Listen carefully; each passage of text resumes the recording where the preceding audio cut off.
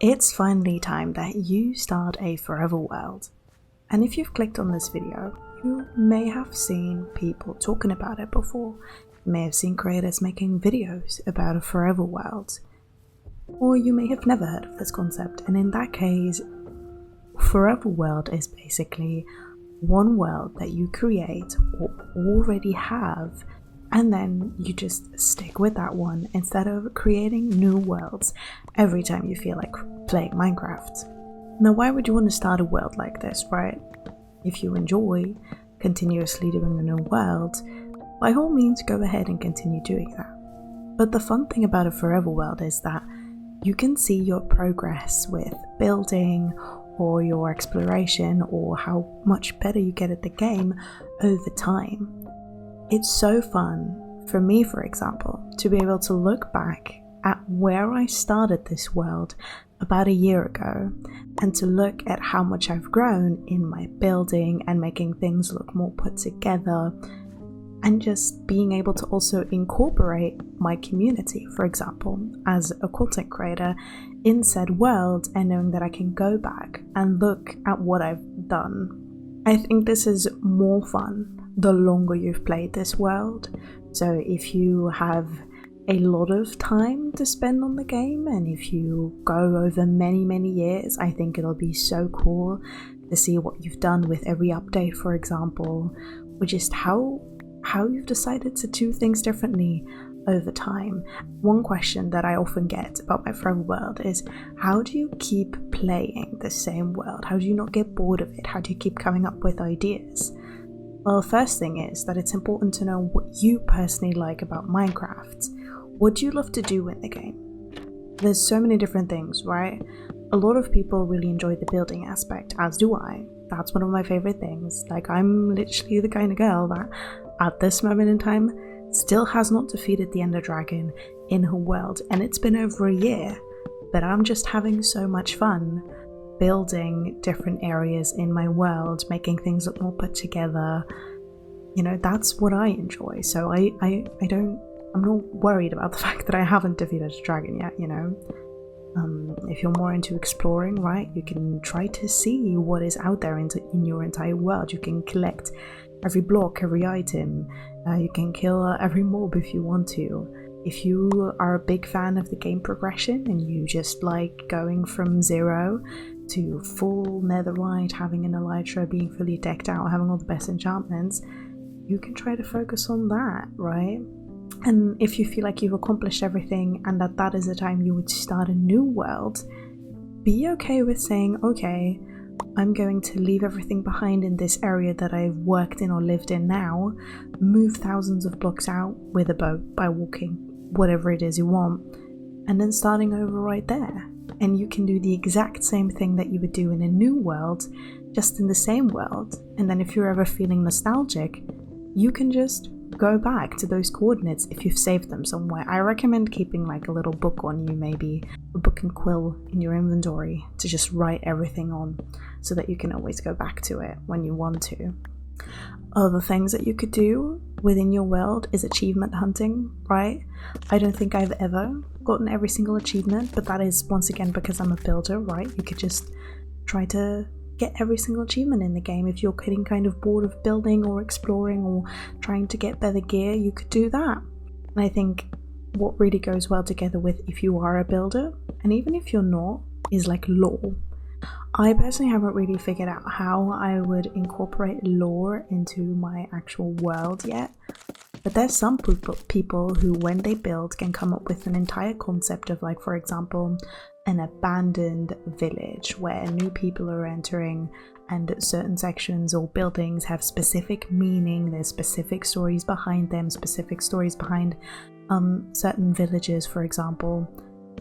That's a really fun aspect as well. And even if you're not a builder, you could try to come up with lore or a story for your own character and just have your own character do certain things, like the way you see certain lore SMPs. You could try to do that for yourself in your own single player world as well. Another thing that I do that really helps me keep going is looking for inspiration elsewhere. Right, there's only so many things that can come out of my own brain. So I'm a big fan of watching other people play Minecraft and being okay with taking screenshots of their videos and being like, oh my god, this is such a cool build, this is such a good decoration piece, and then taking that for my own world. You could also, you know, browse through TikTok, YouTube Shorts, Pinterest, and just save everything that you like and be okay with copying things. Like, that's okay. It's okay that's a lot of people do that. It's also okay to follow tutorials and just build tutorial houses in your world or farms or whatever it may be. It's not a crime. That's what tutorials are for. That's how a lot of people learn how to build. That's how I learned how to build, is by following tutorials and then over time just taking certain aspects of the tutorials and making them my own. I think a big thing with Forever Worlds is also that people think there's rules about how you're supposed to play Minecraft, and there aren't. There's no one way to play Minecraft, and yes, if you're creating content on your world like me, there might be people who go like, ugh, you play the game this way, that sucks, you shouldn't do that. But it's not their world, it's my world. I can play it however I like, because if I don't, it might make me want to not play it anymore. I've had that happen in the past. The biggest thing for me was that when I died in my world and I lost all of my enchanted diamond gear, I was upset and I did not touch my world for weeks. So eventually, over time, I decided to turn on keep inventory, and that's okay. That's okay. If turning on keep inventory, which is something you're able to do, makes you want to continue playing the game, do it. Don't let anyone tell you otherwise. There's no one way to play this game. Like, this is your world, you can do what you want. If you prefer adding a couple of mods, maybe data packs, feel free to do that as well. Add to your world or your game whatever makes you enjoy it more.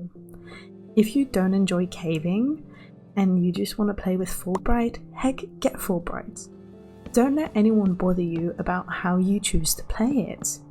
If you're in a cave and you feel like you're close to dying and you don't have keep inventory because you don't want that for your world, it's okay to swap to peaceful mode. A lot of people have done it. That's okay. Once again, it's your world. If you're going through a bit of a rough patch with creativity and you don't want to go gathering resources to build certain things, but you still want to keep building in this world, it's also okay to swap over to creative mode if that's what you feel like doing. Once again, this is your world. You can do with it what you want. If you want to lava cast your world, you know, like, it doesn't matter. Now, I know that I'm talking about this concept of like a forever world, it's the one world that you stick with and then you just keep playing it forever and ever and ever, but it's also okay to realize that you might not be having a great time playing by yourself and you'd love to play with some friends or join an SMP, or maybe you've decided that you want a more heavily modded world which requires a lot of generation, then do that.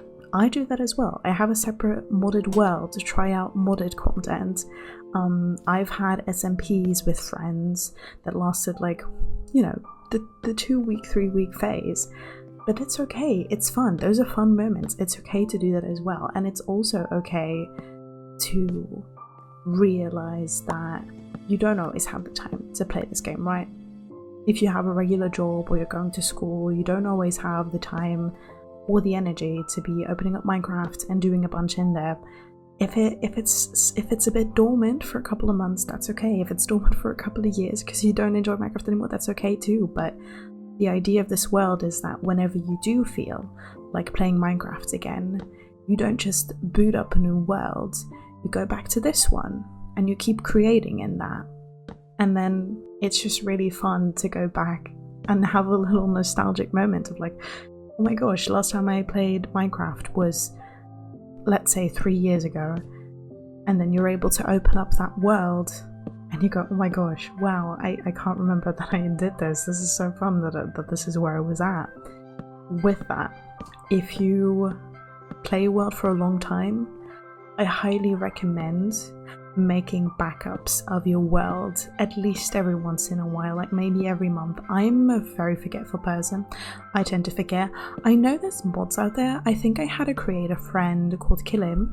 I don't know if Killim will watch this, but he was working on a mod that allowed you to automatically make backups of your world, because sometimes, especially if you're going over multiple new versions, if you're going into snapshots with your world or whatever because you want to get access to new things, your world might get corrupted. You might lose certain bits of your world, and you don't want that to happen. You want to be able to still play this world, because that's the whole idea of it. So then knowing that you have a backup somewhere in a cloud, I'd say backing up to a cloud and another like external drive is really interesting, just in case something happens to either the cloud or the drive or the physical PC or laptop that you're working on.